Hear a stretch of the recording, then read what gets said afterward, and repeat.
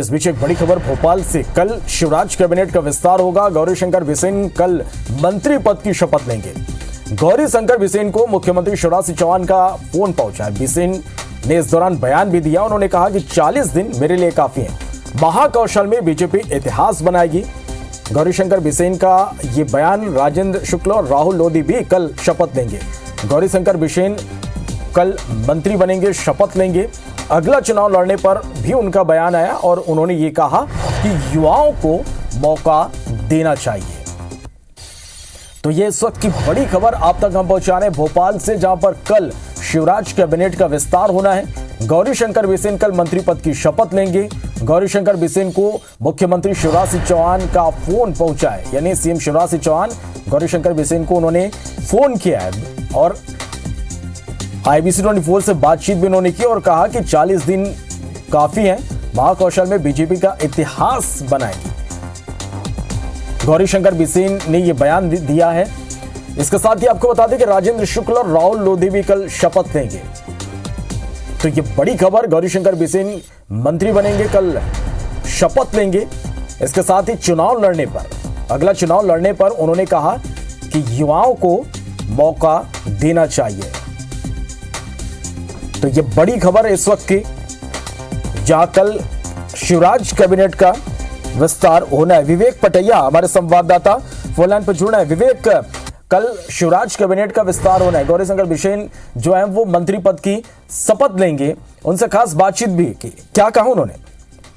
बिसेन जो है मध्य प्रदेश सरकार में एक बार फिर मंत्री पद की शपथ लेंगे। उन्होंने कहा है कि मुख्यमंत्री शिवराज सिंह चौहान का उनको फोन आया है और कल 8:45 पर राजभवन में उनका शपथ होना है। उन्होंने ये भी कहा है कि जो उनके साथ शपथ लेने वाले मंत्री होंगे उसमें राजेंद्र शुक्ल और राहुल लोधी का नाम शामिल है और ऐसे में राजेंद्र शुक्ल और राहुल लोधी भी बिसेन के साथ शपथ लेंगे। बिसेन ने जब हमने कहा कि इतने कम समय में अब आप क्या करेंगे अपने क्षेत्र के लिए, एक लंबा इंतजार आपने किया है क्योंकि 40 दिन बचे हैं चुनाव के लिए, तो उन्होंने कहा कि 40 दिन मेरे लिए बहुत है और मैं महाकौशल को जिताने की जिम्मेदारी मेरे पास है। जो पिछले बार के जो परिणाम थे वो परिणाम पलटेंगे और महाकौशल में वो बीजेपी का झंडा गाड़ेंगे। साथ ही उनसे हमने ये भी सवाल किया क्या ये उनका आखिरी चुनाव होगा, तो उन्होंने कहा कि युवाओं को मौका देना चाहिए। कुल मिलाकर बिसेन ने ये संकेत दिए हैं कि वो अगला चुनाव चाहते हैं कि उनके परिवार के किसी सदस्य को या जो है किसी अन्य युवा को मौका दिया जाए। वो चुनाव जो है लड़ने के बजाय किसी को अन्य को मौका देना चाहते हैं, लेकिन ये उनकी मंत्री के तौर पर अंतिम पारी है। लेकिन बिसेन को मंत्री बनाकर बीजेपी जो है एक बड़ा जो है राजनीतिक जातिगत समीकरण साधने की कोशिश कर रही, क्योंकि बिसेन जो है पवार जाति से आते हैं और बैतूल से लेकर छिंदवाड़ा और छिंदवाड़ा से सिवनी और सिवनी से बालाघाट तक बिसेन जो है पवार जाति के एक बड़े नेता के तौर पे जाने जाते हैं और बिसेन के जरिए बीजेपी पवार जाति को साधने की कोशिश कर रही है। चलिए, बहुत शुक्रिया विवेक आपका इस पूरी जानकारी के लिए।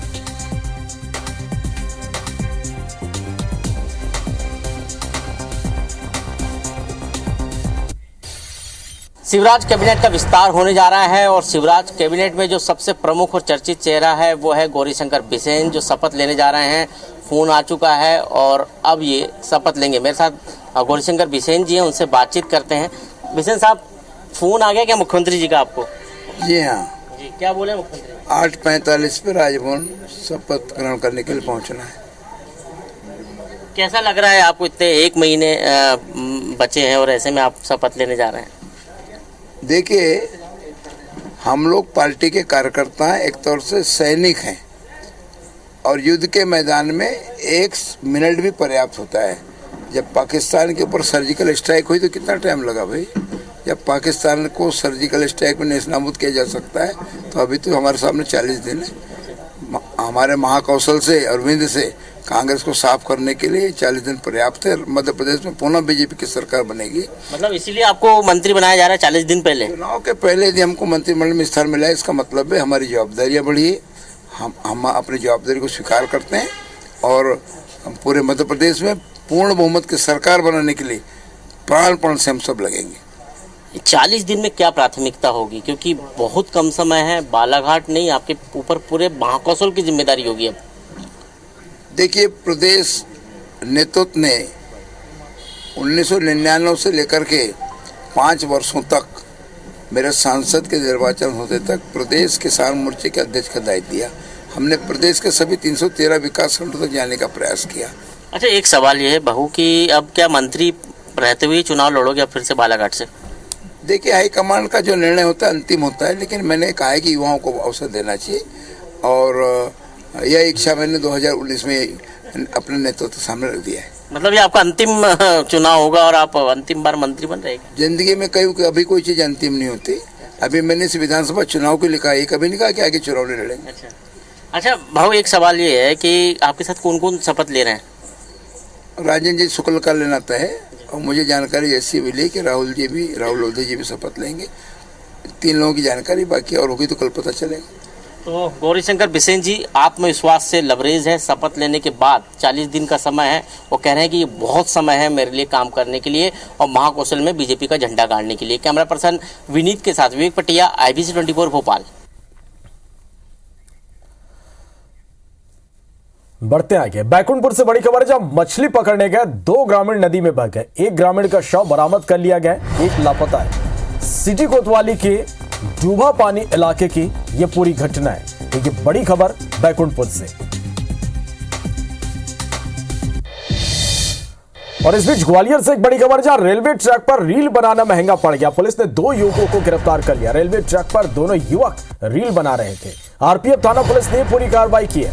तो ये बड़ी खबर और ये तस्वीरें भी हम आप तक पहुंचा रहे हैं। रेलवे ट्रैक पर रील बनाना 2 युवकों को भारी पड़ गया।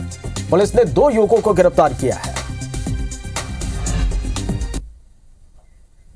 बड़ी खबर कोरबा से, जहां ट्रक की चपेट में आने से कुत्ते की मौत हो गई। लोगों ने ड्राइवर की पिटाई कर दी। गुस्साए लोगों ने जमकर हंगामा किया। पुलिस ने ट्रक चालक को हिरासत में ले लिया। CSCB चौकी क्षेत्र की यह घटना है।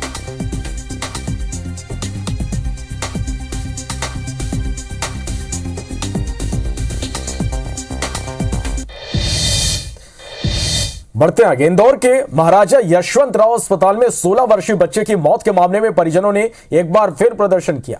मालवा मिल चौराहे पर शव रखकर परिजनों ने चक्का जाम कर दिया। परिजनों ने डॉक्टरों की लापरवाही से मौत का आरोप लगाया। मौके का जायजा लिया हमारी संवाददाता निहारिका शर्मा ने। इंदौर में कल MY हॉस्पिटल में एक 16 वर्षीय बच्चे की मौत की जो मामला है वो सामने आया था, जिसके बाद से लगातार उसके परिजन जो है वो आक्रोशित है और इस बच्चे का जो शव है वो रखकर प्रदर्शन किया जा रहा है। और दरअसल आपको बता दें, 16 वर्षीय बच्चे का MY में ऑपरेशन किया गया था। ऑपरेशन करने के बाद अगर हम देखें तो उसको जो वार्ड है उसमें शिफ्ट कर दिया गया था, लेकिन वार्ड में शिफ्ट करने के बाद जो बच्चा है उसकी तबीयत बिगड़ी है। दरअसल ऐसे मामला सामने आ रहा है कि जो इंजेक्शन ऑपरेशन के 4 घंटे बाद देना चाहिए था, वो इंजेक्शन आधे घंटे बाद ही एक डॉक्टर द्वारा दे दिया गया था, जिसके बाद से उस बच्चे की तबीयत जो है वो बिगड़ गई थी। और बच्चे की तबीयत बिगड़ने के कारण जो मामला है वो इतना बिगड़ गया कि उसे तुरंत क्रिटिकल ICU में शिफ्ट किया गया और क्रिटिकल ICU में उसका जो उपचार था उसके दौरान उसकी मौत हो गई। जितने भी परिजन है वे सभी फैल चुके हैं और यहाँ पर चक्का जाम करके इन लोगों का जो प्रदर्शन है वो किया जा रहा है। मामला कुछ ज्यादा ही हाथ से निकल गया था, जिसके बाद से लगातार परिजनों द्वारा प्रदर्शन किया गया था। आज सुबह भी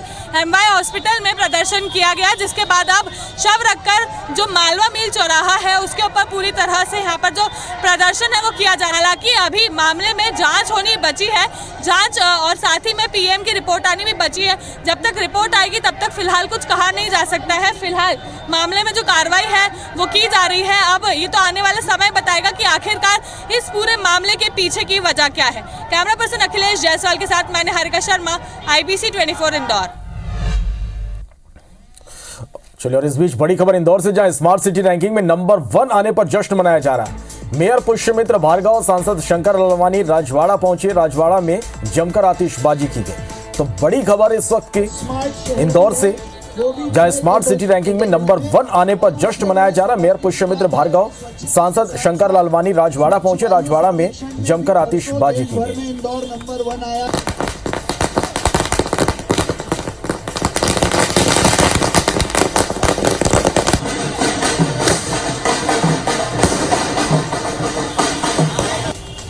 सबसे स्वच्छ शहर इंदौर अब देश का सबसे स्मार्ट शहर भी है, वो भी 6 कैटेगरी में। और उससे बड़े सौभाग्य की बात है कि स्वच्छता के साथ साथ स्वच्छ वायु सर्वेक्षण में भी परसों देश भर में इंदौर नंबर 1 आया।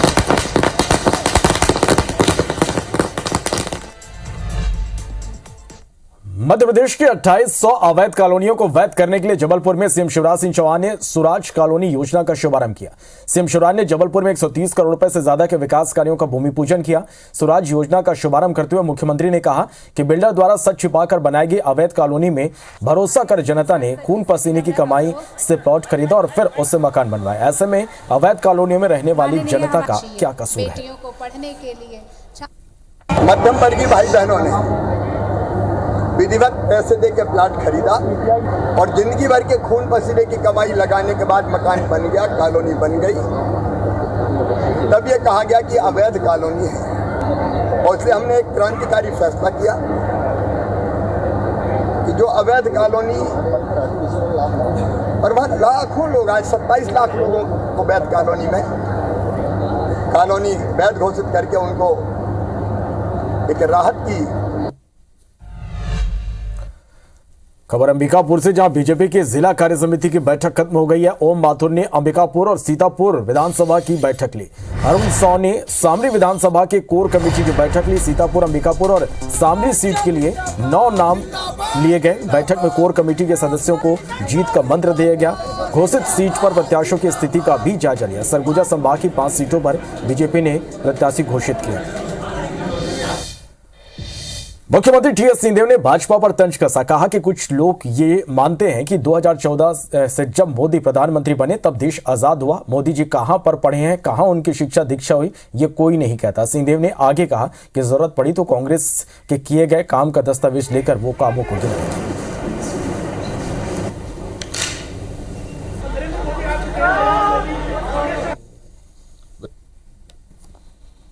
बात बोलना कि हमने ये किया, हमने ये किया, हमने ये किया, लेकिन कुछ लोग हैं जो आदी हो गए हैं ये बात करने का कि भारत तो आज़ाद हुआ 2014 में जब मोदी जी प्रधानमंत्री बने। उसके पहले तो देश में कुछ हो ही नहीं था। मोदी जी किन स्कूलों में पढ़े और कैसे बड़े हुए, कहाँ कहाँ पढ़े, कैसे कैसे सर्टिफिकेट मिले, वो तो कुछ हो ही नहीं था। गिनाने और बताने की भी बात है तो कागज में आप लोग को मैं चुनाव के पहले वो जानकारियां उपलब्ध करा दूंगा। छत्तीसगढ़ में विधानसभा चुनाव के मद्देनजर भारत निर्वाचन आयोग के अधिकारियों ने रायपुर में 2 दिनों तक बैठक ली। शुक्रवार को भारत के मुख्य निर्वाचन आयुक्त राजीव कुमार ने सभी जिलों के कलेक्टर और पुलिस अधीक्षकों के साथ विधानसभा आम निर्वाचन की तैयारियों की जिलेवार समीक्षा की।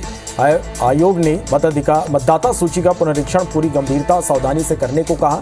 आयोग ने एपिक कार्ड की प्रिंटिंग और वितरण की भी जानकारी ली।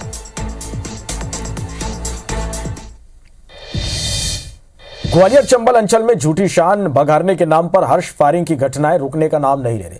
सोशल मीडिया पर हर्ष फायरिंग का एक और वीडियो वायरल हो रहा है जिसमें 2 युवक ताबड़तोड़ फायरिंग करते दिख रहे हैं। एक युवक चारपाई पर बैठकर धनाधन फायरिंग कर रहा है तो दूसरा युवक छत पर फायरिंग कर रहा है।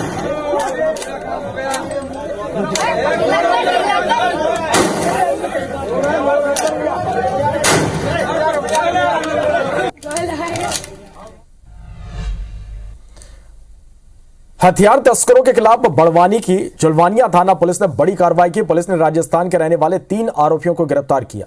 बदमाशों के पास से 40 अवैध हथियार बरामद हुए। बदमाश राजस्थानी ढाबे पर नरेंद्र राठौर और राहुल मेहंदनिया नाम के युवक को हथियार की डिलीवरी देने वाले थे। राजस्थान के कुछ लोग अवैध हथियारों की एक बड़ी डील करने के लिए बड़वानी आए हुए हैं। मुखबिर द्वारा बतलाई गई सूचना के आधार पर उसे रोका गया और रोकने पर उसमें 3 व्यक्ति जो बैठे थे उनसे पूछताछ की गई, उनकी तलाशी ली गई। उक्त तीनों लोगों से कुल 40 अवैध हथियार पुलिस ने जब्त किए हैं। अगली खबर दरख्ते रिश्ते नातों और अपराध से जुड़ी। ग्वालियर, पेंड्रा और बिलासपुर की ये खबरें कानून व्यवस्था और अदालत पर भरोसा भी बढ़ाती है। पहली खबर ग्वालियर की, जहां एक ससुर ने बेटे की मौत के 20 दिन बाद ही विधवा बहू के साथ जोर जबरदस्ती कर दी। पुरानी छावनी थाना क्षेत्र शिवानी नगर में पीड़िता ने पुलिस की शरण ली, तब जाकर दुष्कर्म के आरोपी ससुर को पुलिस ने गिरफ्तार किया। इधर पेंड्रा में एक पिता को कोर्ट ने आजीवन कारावास की सजा सुनाई। गौरेला के गुम्मा टोला गांव में 22 जुलाई 2022 को उसने अपनी 10 साल की बेटी के साथ दुष्कर्म किया था। इस पर एडीजी पेंड्रा रोड किरण थवाइत ने आजीवन कारावास की सजा दी। वहीं बिलासपुर में हत्या के 3 दोषियों को उम्र कैद की सजा मिली। पुरानी रंजिश का बदला लेने के लिए तीनों दोषियों ने करीब 3 साल पहले हत्या की वारदात को अंजाम दिया था। इधर सीधी में नाबालिग युवती के साथ गैंगरेप की घिनौनी वारदात सामने आई। आधा दर्जन आरोपियों ने जंगल में इस घटना को अंजाम दिया। पीड़ित नाबालिग की शिकायत पर बहरी पुलिस ने 3 आरोपियों को गिरफ्तार कर लिया। जानकारी के मुताबिक बहरी थाना क्षेत्र के सोन नदी पुल के से लगे जंगल के रास्ते जीजा साली बाइक से जा रहे थे। जंगल का खूबसूरत नजारा देखकर सेल्फी के चक्कर में दोनों रुक गए। यहाँ पहले से मौजूद आरोपियों ने लड़की को देखकर जीजा से छीना झपटी शुरू कर दी। इसके बाद जंगल में ले जाकर बारी बारी से नाबालिग के आबरू तार तार किए। नाम बालिका द्वारा बताए गए थे, उनको राउंड अप किया गया है। उसमें 2 लोग भी जो है सहयोग करने में शामिल थे, उन्हें भी गिरफ्तार किया है। टोटल 5 आदमियों को गिरफ्तार किया है। कार्रवाई होगी, वो की जाएगी, सख्त से सख्त कार्रवाई इस मामले में की जाएगी। सरायपाली में शिशुपाल गृह निर्माण मंडल समिति पर अवैध प्लॉटिंग कर करोड़ों रुपए का बंदरबाज करने का आरोप लगा। बता दें कि बिना किसी नियमों का पालन किए निर्माण कार्य चल रहा था, जिसकी शिकायत लोगों ने की थी। जिस निर्माण कार्य पर नगरपालिका सरायपाली ने रोक लगा दी। समिति के लोग आपस में ही सब प्लाट बांट लिया, अपने रिश्तेदारों को, भाई को, भतीजा को, पत्रकारों को बंदरबांट किया गया। कुछ पत्रकारों को खुश करने के लिए भी दिया गया और राजनीतिक दृष्टि से भी 2-4 लोगों को भी प्लाट दिया गया है। शिशुपाल समिति का गठन जो हुआ था वो आर्थिक रूप से कमजोर लोगों के लिए हुआ था और इसमें जितने भी सदस्य हैं वो आर्थिक रूप से बहुत स्ट्रांग हैं और पूरा परिवारवाद के हिसाब से यह समिति में नाम जोड़ा गया है। जब तक विधिवत स्वीकृति, डायवर्सन आदि की कार्रवाई पूर्ण नहीं की जाती, उनके द्वारा किसी प्रकार के यदि प्लाटिंग की जाती है तो निश्चित रूप से ऊपर तत्काल प्रभाव से कार्रवाई की जाएगी। समिति में कुछ परिवारों द्वारा कब्जा कर लिया गया है। एक परिवार के 25-25 सदस्यों को जमीन भूमि आवंटन कर दी गई है। मनमाने ढंग से करोड़पति लोगों को सारी की सारी जमीन वितरण कर दी गई है। महासमुंद में तुमगांव के शासकीय प्राथमिक कन्याशाला में अधिकारियों की मनमानी देखने को मिली, जहां नियमों को ताक पर रखकर एक ही स्कूल में 2-2 प्रधान पाठक की नियुक्ति की गई। एक तरफ जहां स्कूल में आए दिन शिक्षकों के अभाव के कारण ताला लगाया जाता है, तो वहीं शिक्षा विभाग के आला अधिकारी शासन के नियमों को दरकिनार करते एक ही स्कूल में 2 प्रधान पाठकों की नियुक्ति कर रहे हैं। अब नियम के तहत तो प्रधान पाठक के होते हुए नहीं आ सकते। वो गलत आगे वाले किए होंगे तभी तो हुआ सर। मैं तो मानती हूँ ऐसी गलत है करके, लेकिन अब उसमें भिजवाएंगे ऊपर वाले सर अधिकारी लोग तभी आए हैं, वो बिना भिजवाए तो नहीं आते हो। सब जैसे देखा जाए यहाँ पे प्रधान पाठक ऑलरेडी पहले से पदस्थ है और आपकी पदस्थापना आज प्रधान पाठक, संभव है क्या ऐसा? वो प्रत्याशा के अंतर्गत संभव है सर, ऐसी कई जगह मिला है और मैं अकेला नहीं हूँ सर। ये जिला स्तरीय मामला है, इसमें जिला शिक्षा कार्यालय द्वारा ही जानकारी दी जा सकती है। शिक्षक तुमगांव आए हैं, वो संभवतः इस विकासखंड के नहीं है सर, तो इसमें दूसरे विकासखंड होने के कारण निर्णय लेने का अधिकार जिला शिक्षा कार्यालय। छत्तीसगढ़ के बिजली विभाग में काम करने वाले 25,000 ठेका कर्मचारी अनिश्चितकालीन हड़ताल पर चले गए। ये सभी कर्मचारी बिजली कंपनी में समायोजन की मांग कर रहे हैं। वही लोग हैं जो आपकी बिजली को जाने के बाद में बहुत चंद मिनटों में बहाल करने का काम करते हैं, और ये तमाम लोग बिजली विभाग के ठेका कर्मचारी हैं जो अभी हड़ताल कर रहे हैं। रायपुर में नहीं, पूरे प्रदेश के, पूरे छत्तीसगढ़ के 25,000 से ज़्यादा ठेका के कर्मचारी जो है वो हड़ताल पर चले गए हैं। और ये तमाम लोग हैं जो आपको बहुत सारी सुविधाएं देते हैं। अगर आपको लाइट में कुछ फॉल्ट आ जाए तो ये पोल पे चढ़ करके ठीक करते हैं, ट्रांसफार्मर चला जाए, उड़ जाए तो फिर ठीक करते हैं, या फिर बिजली के कनेक्शन देना हो तो यही वो काम करते हैं। और अब ये अनिश्चितकालीन हड़ताल पर गए हैं। क्यों गए हैं, बातचीत करेंगे। तो सबसे पहले तो संघ के पदाधिकारी से क्यों गए हड़ताल पे, क्या वजह रही?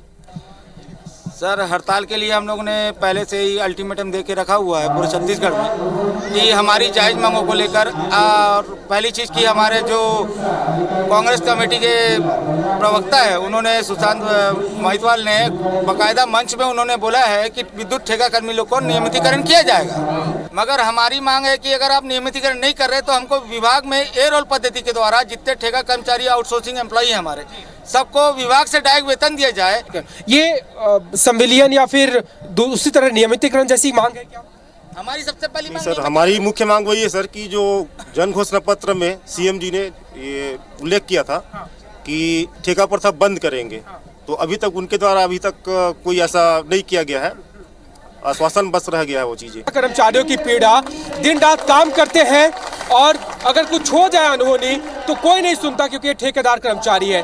कैमरा पर्सन योगेंद्र के साथ राजेश राज, IBC 24 रायपुर। चुनाव से पहले इंदौर को मेट्रो ट्रेन की सौगात देने की तैयारी। जल्द ही मेट्रो का ट्रायल रन शुरू किया जा रहा है। मेट्रो के कोच भी गुजरात से इंदौर के लिए निकल चुके हैं, जो 28 अगस्त तक इंदौर पहुंच जाएंगे। अंतर्गत आने वाले महीने में हम एक्सपेक्ट कर रहे हैं कि हमारा जो पहला लगभग 6 किलोमीटर का स्ट्रेच है, 5.8 किलोमीटर का स्ट्रेच है, उसमें हम ट्रायल रन करना चाह रहे हैं। अगले महीने हम इसको फर्स्ट जो हमारा 6 किलोमीटर का स्ट्रेच है उसका हम ट्रायल रन करने की स्थिति में बिल्कुल हैं। छत्तीसगढ़ के शिमला यानी मैनपाट में वो माफियाओं की नजर गड़ गई है। एक तरफ जहां शासन प्रशासन यहां पर्यटन को बढ़ावा देने हर संभव प्रयास कर रहा, तो दूसरी तरफ जमीन के दलाल यहां शासकीय जमीन का फर्जी पट्टा बनाकर अवैध कब्जा कर रहे हैं। जिस जमीन पर कभी नहीं चला हल, उस जमीन पर कागजों में उगाया गया धान और शासकीय खाते में अवैध रूप से बेचा गया धान, शासकीय जमीन को बना दिया निजी जमीन। मैनपाट के औरंगा, कंडराजा, नर्मदापुर और बरीमा में हुआ ये खेल। 250 एकड़ से ज्यादा जमीन थी शासकीय, लेकिन अब निजी खातों में दर्ज है ये जमीन। शासकीय भूमि, वन भूमि, गोचर, स्कूल भूमि में हुआ फर्जीवाड़ा। ग्रामीणों का आरोप है इसे लेकर कई बार शिकायत की, मगर मामले में अब तक कोई कार्रवाई नहीं हुई। विजयनाथ यादव को अयोध्या गहना दिए थे और उसको हम पैसा फिराते, हम नहीं लेंगे पैसा, और हम इसका हम पट्टा है, तुम्हारा पट्टा नहीं है, इसे बोलते हैं विजयनाथ यादव जी। यादव लोग माने 100 एकड़ से ऊंचे हो हैं, और ये खरखर सरखर जंगल झाड़ माने पट्टादारी, मेरा पट्टादारी को भी माने इन लोग मैंने ऐसा किया है कि पट्टा बना है उनका। हाँ, कौन लोग बनवा लिए? वो ही यादव लोग सब। अच्छा। हाँ, और यहाँ उनका बस्ती नहीं है। अच्छा। हाँ, यहाँ माझी, पेंका और 3 जात हैं। लेकिन अब किन के नाम पे जमीन हो गया? वो यादव लोग का नाम। पूर्वज से जो जमीन रखा गया था ये सब कैप्चर किया गया है। हॉस्पिटल है, स्कूल है, हर चीज़ है। उसको भी पंचायत भवन है, हर चीज़ है। उसको भी वो विजयनाथ के नाम से करा दिए हैं। बढ़ते पर्यटन की संभावनाओं को देखते हुए मैनपाट में जमीन की कीमतें काफी तेजी से बढ़ी। यही वजह है कि शासकीय जमीनों की बंदरबांट का खेल शुरू हो गया। राजस्व महकमे के साथ साथ वन विभाग के कर्मियों की भूमिका भी संदेह के घेरे में। मामला संज्ञान में आने के बाद कलेक्टर ने टीम बनाकर जांच कराने के निर्देश दिए हैं। करीब 200-250 एकड़ का जो प्रकरण है वो अभी SDM साहब के पास चल रहा है, जो उनकी जानकारी के अनुसार, और उसमें एक बार और फाइनल नोटिस देके अगर उनके पास कोई प्रमाण नहीं होगा, कोई तथ्य नहीं होगा, तो उनको ज़मीन को शासकीय किया जाएगा और जो भी संबंधित अधिकारी कर्मचारी जिसने भी ये गड़बड़ी की है उनके खिलाफ फिर आगे प्रकरण जो है वो पंजीबद्ध किया जाएगा। मैनपाट में बड़े जमीन फर्जीवाड़े के मामले में प्रशासन की नींद उड़ गई है। गंभीर मसला ये कि जमीन के इस फर्जीवाड़े में रसूखदार लोगों के साथ प्रशासनिक महकमे के लोगों की मिली भगत है। देखना होगा प्रशासन इस मामले में अब आगे क्या कार्रवाई कर पाता है। अभिषेक सोनी, IBC 24, सरगुजा। छत्तीसगढ़ में हाउसिंग बोर्ड की कॉलोनियों की हकीकत किसी से छुपी नहीं। राजधानी रायपुर की बात हो या फिर प्रदेश के किसी भी शहर में, हाउसिंग बोर्ड की कॉलोनी में रहने वाले लोग लगातार परेशान हो रहे हैं।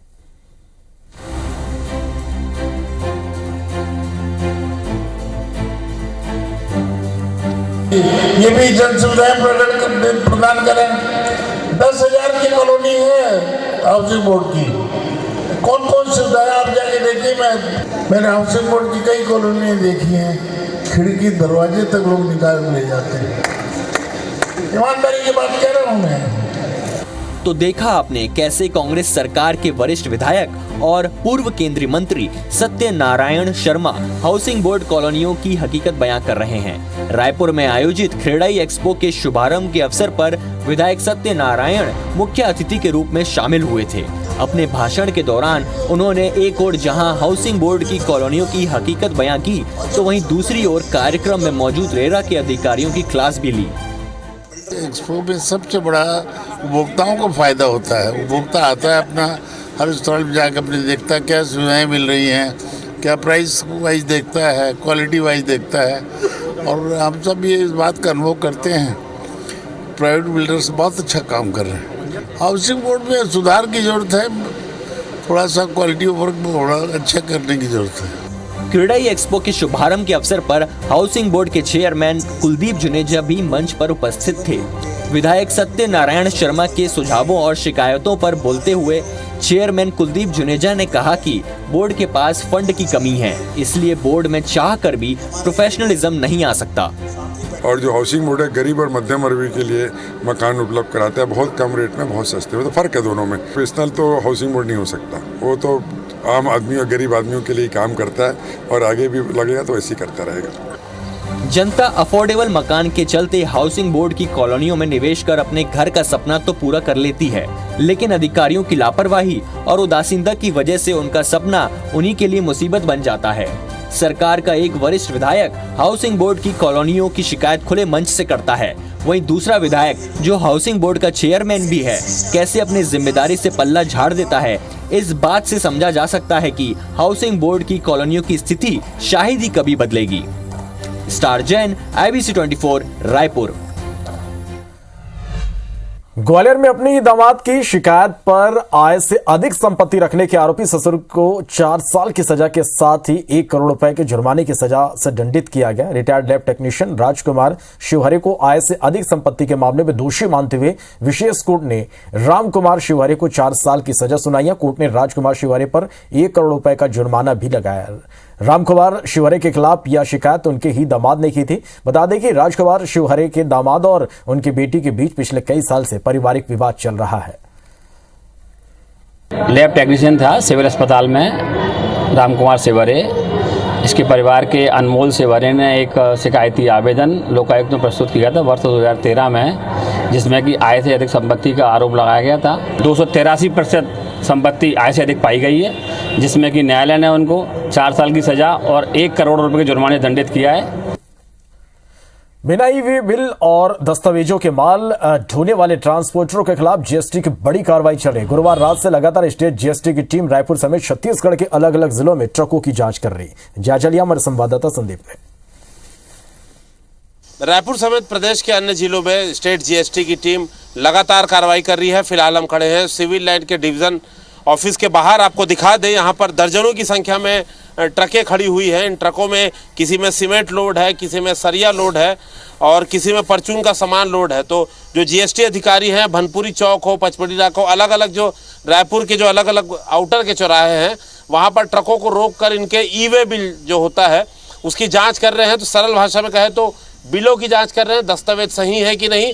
आपको बता दें कि कल जो है अभी निर्वाचन आयोग की बैठक हुई थी, उसके बाद जो है रूटीन की कार्रवाई में तेजी आई है। और आप देख सकते हैं कि ये सिविल लाइन है, शहर के अंदर का इलाका। यहाँ पर लगभग 12 से 15 ट्रकें यहाँ पर खड़ी हुई है। संख्या इनकी लगातार बढ़ती जा रही है। चूँकि जगह की कमी है, इसलिए कहा गया है कि गाड़ियों को बाहर ही खड़ा किया जाए। कई ट्रांसपोर्टर आपको यहाँ पर दिख जाएंगे थानों में और जो मैदानी इलाके बाहर, वहाँ पर ट्रकों को खड़े करने कहा गया। भानपुरी में पकड़े हैं और मेरा पेपर लेट हो गया था, मतलब फेल हो गया था। तो गाड़ी एक दिन खराब हो गई थी, बनवा रहे थे, उसलिए लेट हो गया। तो कबाड़ की गाड़ियां हैं, आप देखेंगे बहुत भारी मात्रा में इन गाड़ियों में जो है कबाड़ लोड है। और जो सूत्र बता रहे हैं इनमें, इनके पास किसी के पास, ज़्यादातर के पास जो है वो बिल नहीं था। हालांकि ट्रांसपोर्टर जो है वो अलग अलग बहाना बता रहे हैं। फिलहाल जो है अधिकारी कह रहे हैं कि 2 से 3 दिन की कार्रवाई है। अधिकृत प्रेस रिलीज जारी की जाएगी, उसके बाद ही पता चल पाएगा कि कितनी गाड़ी पकड़ी गई और इसमें क्या सामान बरामद हुआ है। कैमरामैन दीपक रत्नाकर के साथ Sandeep Shukla, IBC 24, Raipur. National anti doping agency की ओर से शुक्रवार को रायपुर में एंटी डोपिंग प्रशिक्षण और जागरूकता सेमिनार का आयोजन किया गया। इस सेमिनार का उद्देश्य खिलाड़ियों में डोपिंग के प्रति जागरूकता फैलाना था। नाडा के डोपिंग अफसर के मुताबिक खिलाड़ियों में मेडल पाने की लालसा में जानकारी का अभाव में डोपिंग का उपयोग किया जाता है। चाहे मेडल की चाह में या परफॉर्मेंस एनहांसमेंट की चाह में उनसे चूक ना हो जाए। और ऐसे सप्लीमेंट सिर्फ मेडिसिन की बात नहीं है, ड्रग्स की बात नहीं है, ये सप्लीमेंट में भी अगर हो सकता है तो वो बात थी। तो ये इन्फॉर्मेशन और अवेयरनेस करने के लिए ये कार्यशाला यहाँ पर रखी गई थी। तो एक मिशन ऑर्डर बनता है, उसमें कौन डोपिंग कंट्रोल होता है, कब उसको लेना है, एक पूरा प्रोग्राम बनता है। और वहाँ पर फिर आता है जो डोप कंट्रोल जो जो आसपास होते हैं हमारे 150 ऐसे डोपिंग कंट्रोल अफसर हैं इंडिया के अंदर में, जहाँ जहाँ जो इवेंट्स होते हैं वहाँ आसपास में रखे हुए हैं। चलिए, छत्तीसगढ़ की सरकार राम वन गमन पथ योजना के तहत श्री राम की 11 प्रतिमाओं की स्थापना करने वाली। इन प्रतिमाओं को देश के अलग अलग इलाकों में बनाया जा रहा है। श्री राम और कौशल्या माता की 3 मूर्तियां बनाने का काम भोपाल के पास रातीबड़ गांव में चल रहा है।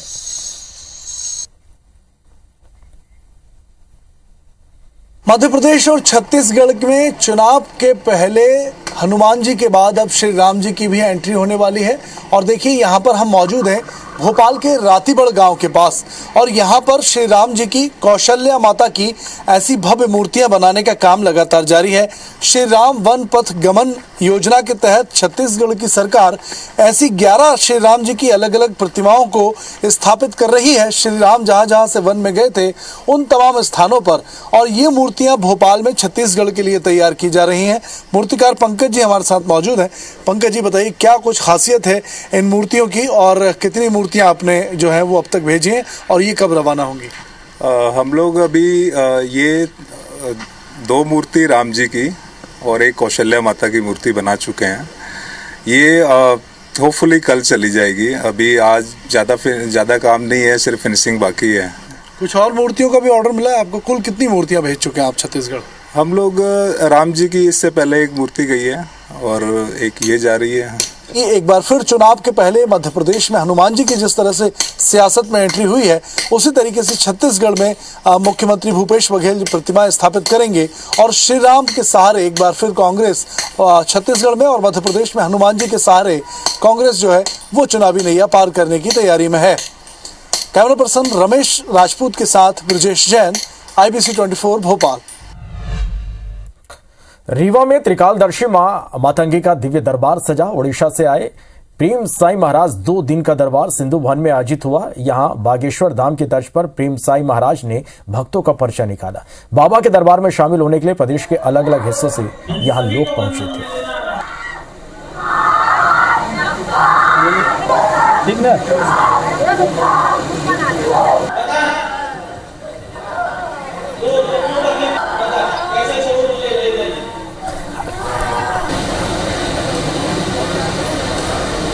तो इसकी जड़ तक जाना चाहिए और कोई ना कोई शक्ति जो है 43, 44। इसके साथ फिलहाल इस बुलेटिन में इतना ही। नमस्कार।